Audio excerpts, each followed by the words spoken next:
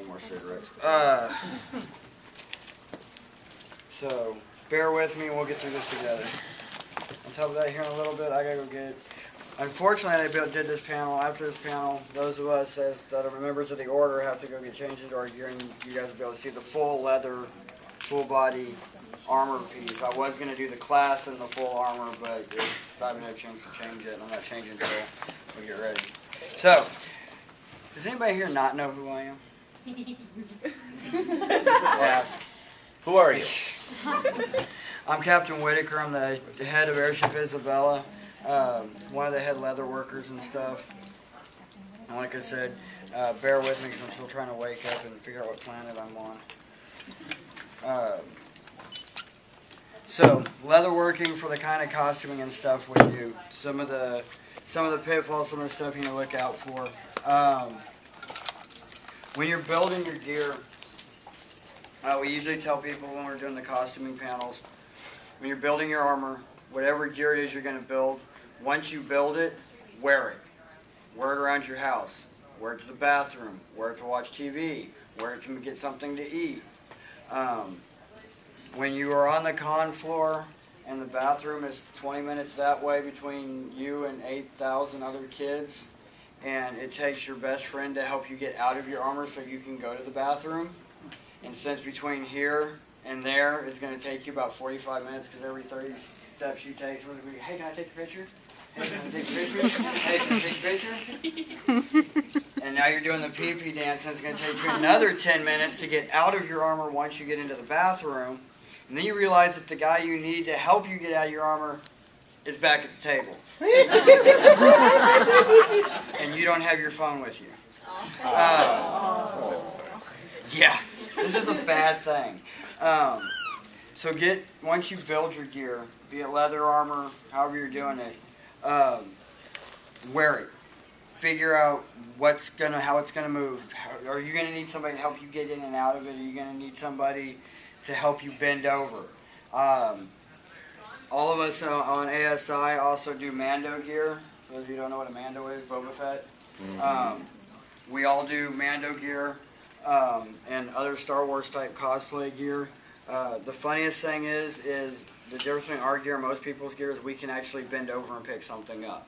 A lot of the guys, their gears their plates are synced together. So when they go to try and do this,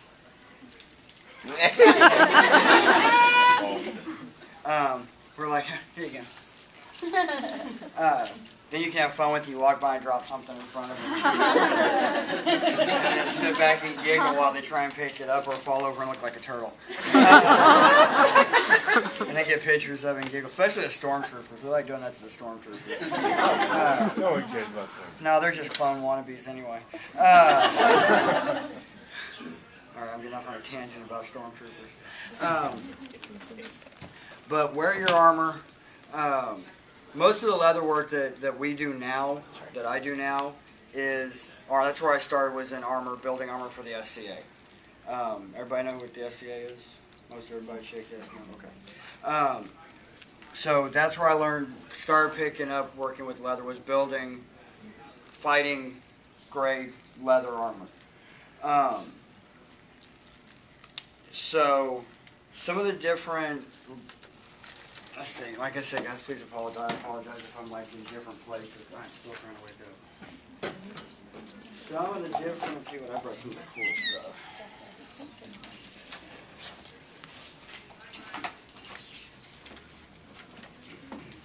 There are electronics everywhere.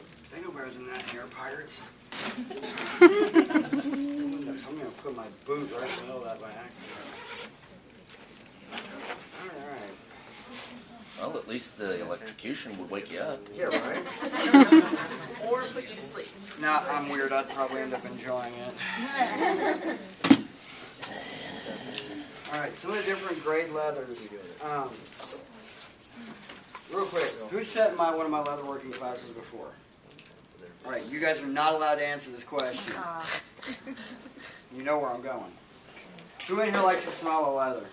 That's kind of why you're leather workers. I'm getting ready to change that.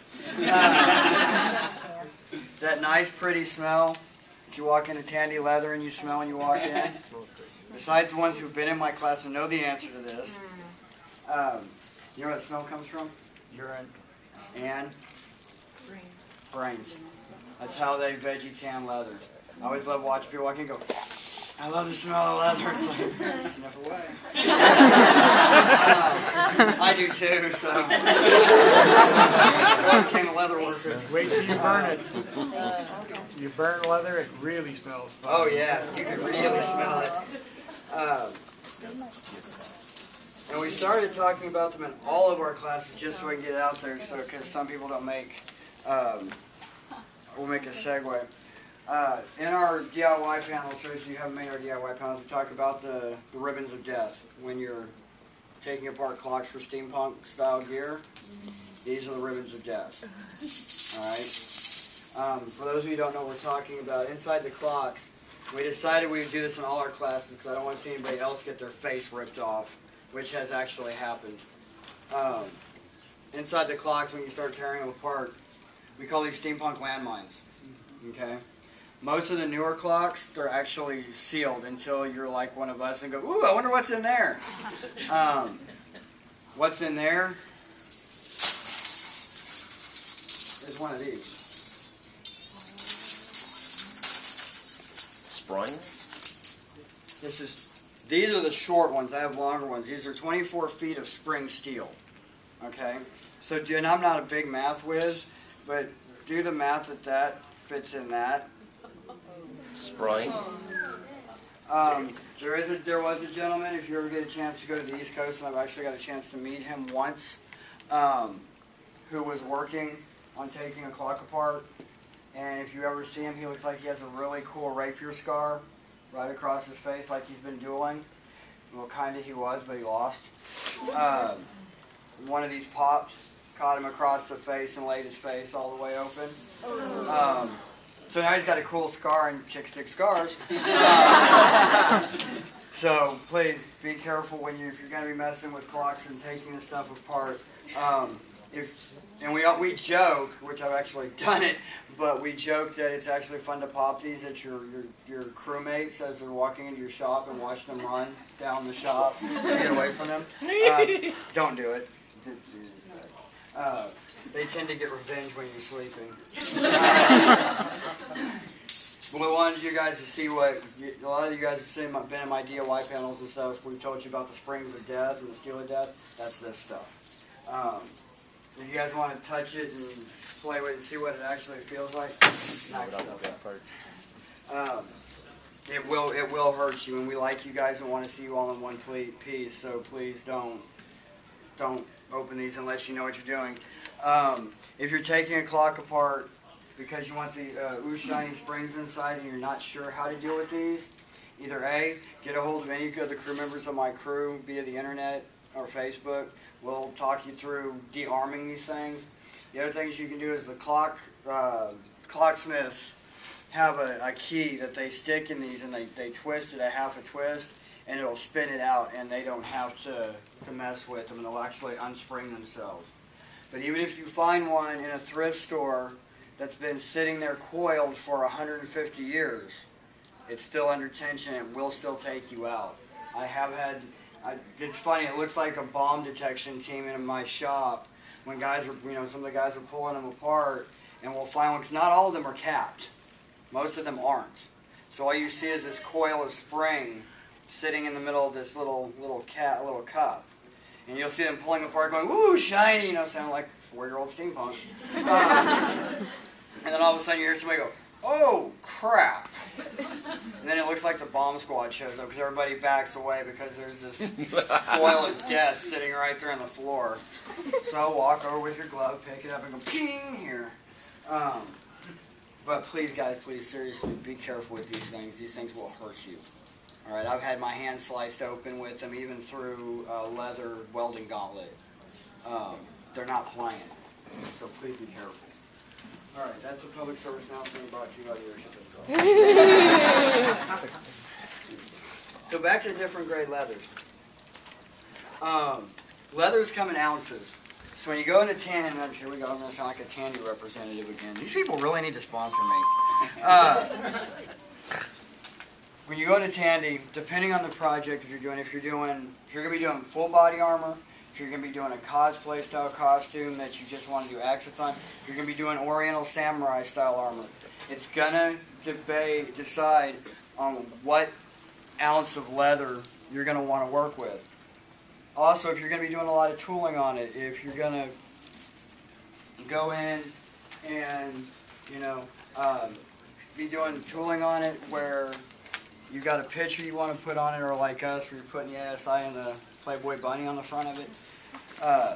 It depends on. Oh, good backup. She means I get to go smoke a cigarette, man. Score. Are you homicidal yet? I've been homicidal. I was being airship captain. So it comes in different ounces. The less the number, the thinner the ounce of leather. Once you start getting up into the 10 or 11s, be ready to work. These will make you strong.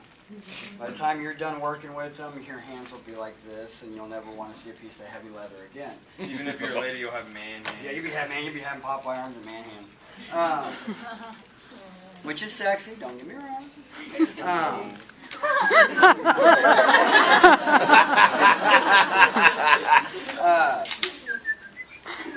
You'll get different grades of leather. You have the veggie tans, and unfortunately, the more money you pay on the leather, the better quality leather you're going to get.